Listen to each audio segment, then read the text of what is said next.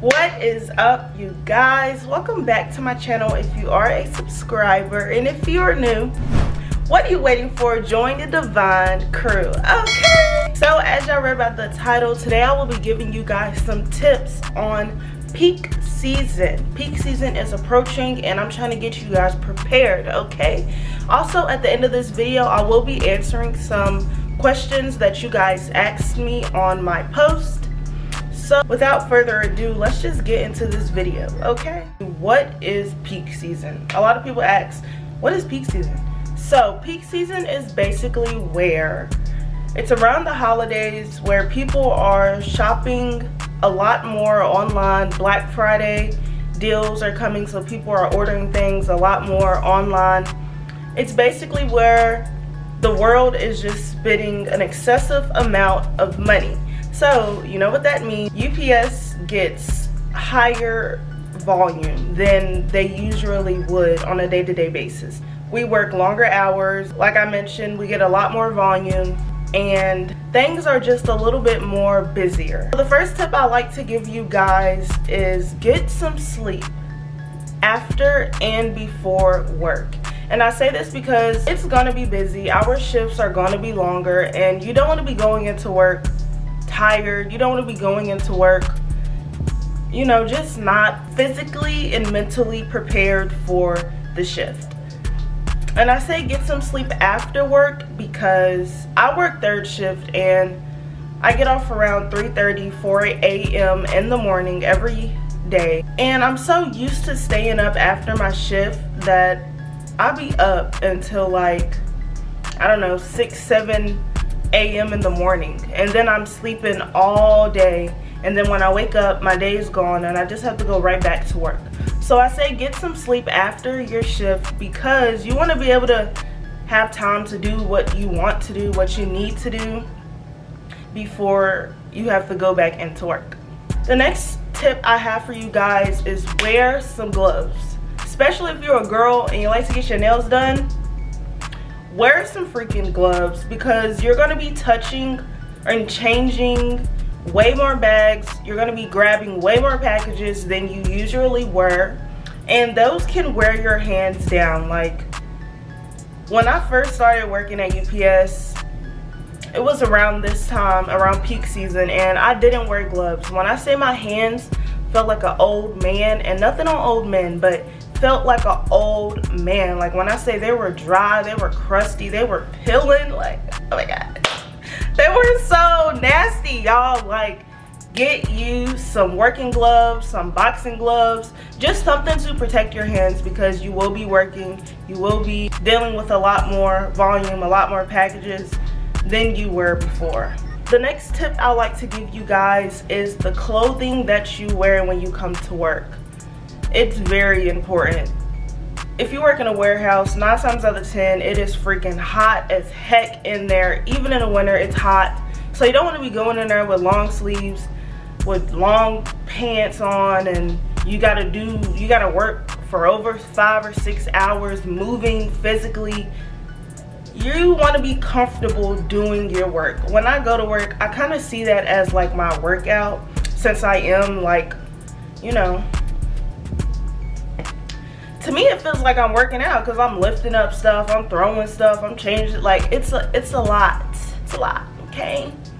So it's good to have some type of comfortable, like, I don't know, workout like clothing. If you are a girl, I would prefer to wear some shorts, a big t-shirt, and shoes. If you're a guy, same thing, some shorts, a t-shirt, your shoes. It's gonna get you right.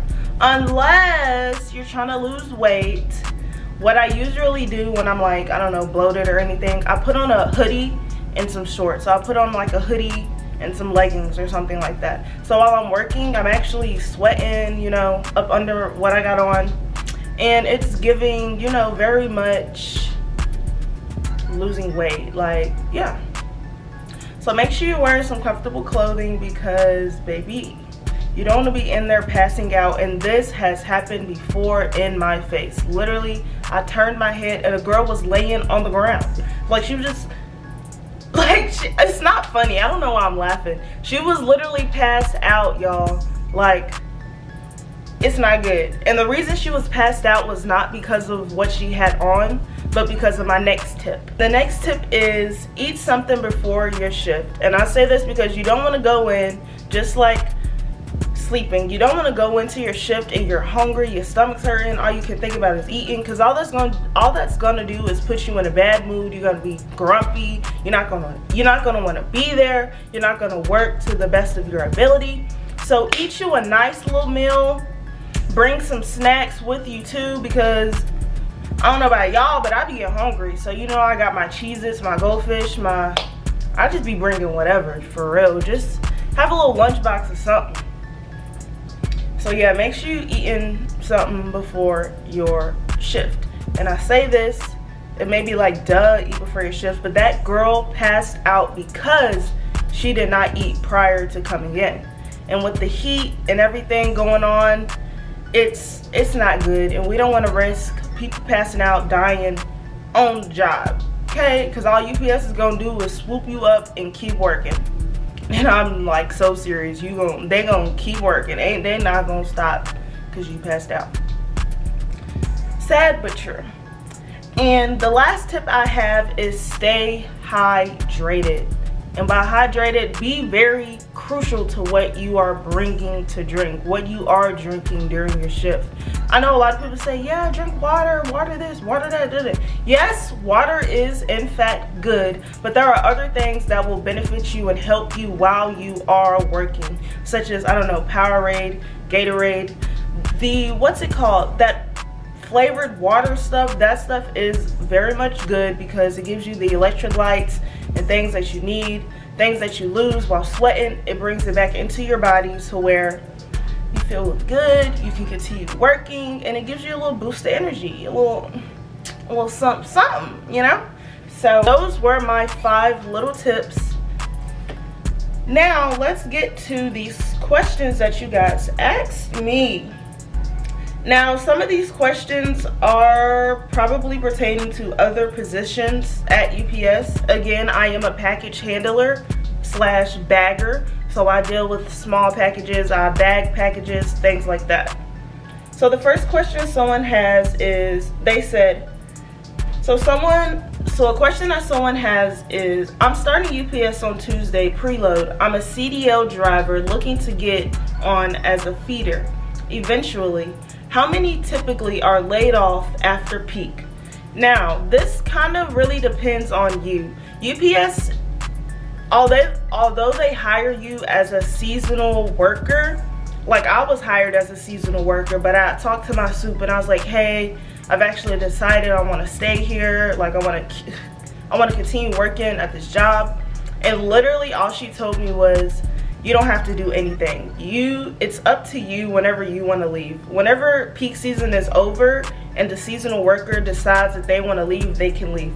UPS is not gonna fire you or make you quit or anything like that unless you don't follow the rules that they have set. And by rules, I mean like, you know, like occurrences, and what other reason would you get fired from UPS? I don't know, cussing out people, not doing your job. Like, the only way you could get laid off after peak season is if you are not doing your job, basically.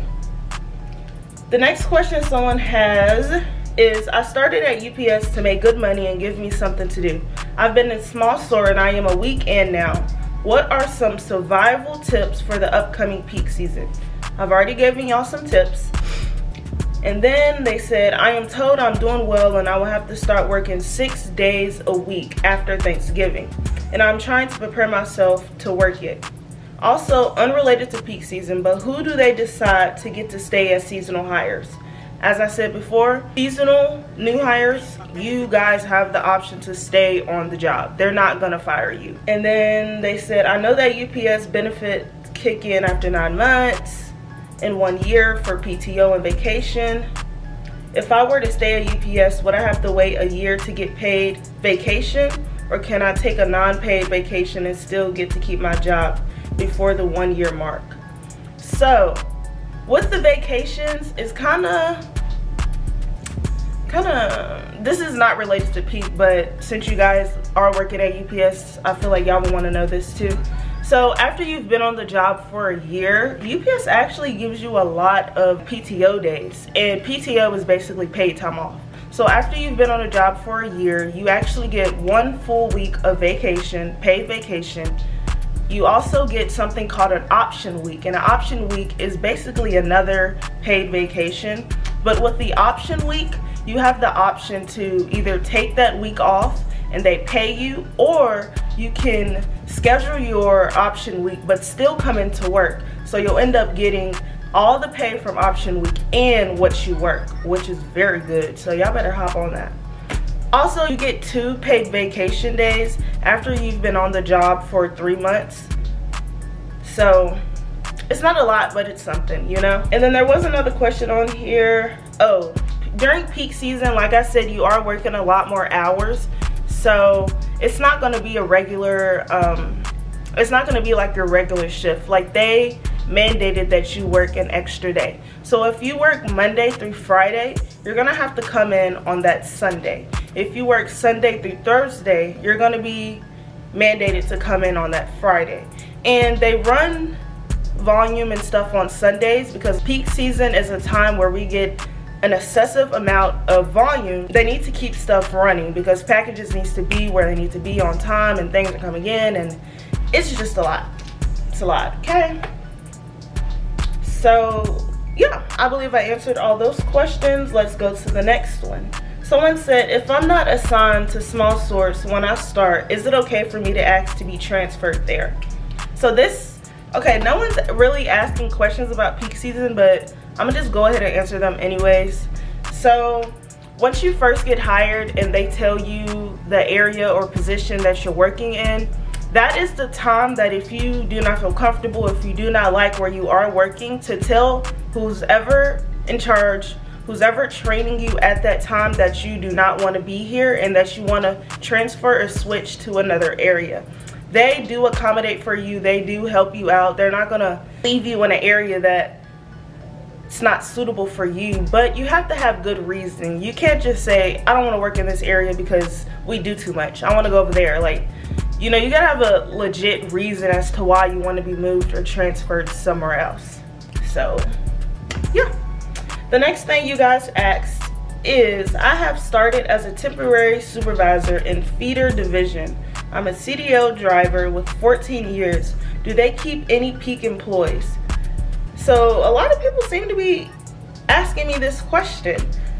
Again, like I said, if you are a seasonal new hire, you can keep your job. I am a seasonal new hire and I have been on this job for about a year now. They have not fired me. Nothing like that's going on. It's all up to you if you decide to stay or quit. They're not going to fire you or anything like that. So those were all of the questions that you guys had asked me. If there is any other questions about UPS regarding the pay, regarding PTO, vacation, insurance, the union, there's a lot to UPS and I'm here to share with you guys that information. So if you made it to the end of this video, you are a real one. Please be sure to like, comment, and subscribe. But without further ado, I will see you in my next video. Bye!